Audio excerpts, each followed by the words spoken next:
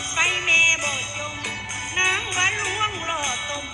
เอาไปให้ผู้บ่าวต่อนั่นแล้วเจ้า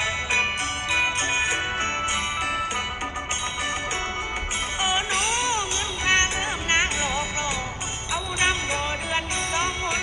พ่อแม่คนนั้นบักดีต่อยที่สียามแลงหาปลาแฟนแกงเต่า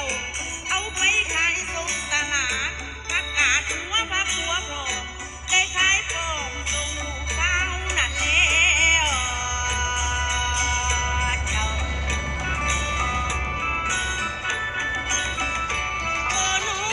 ถ้าพ่อแม่พาแทงฝากอยากให้ลูกได้เป็นครูทั้งลูกสาวก็เลยทูเฝ้าอยากมีแต่คนนองพ่อแม่ขออยากมีนาหาเงินมาเฝ้าเก็บตกลูกสาวคงแต่อยากโกต่อต้องมาคุยใจนั่นแล้วเจ้าเอ๋ย คนฟังบ่แม่นโตแก่นใหม่ต่อให้นั่นโตสวน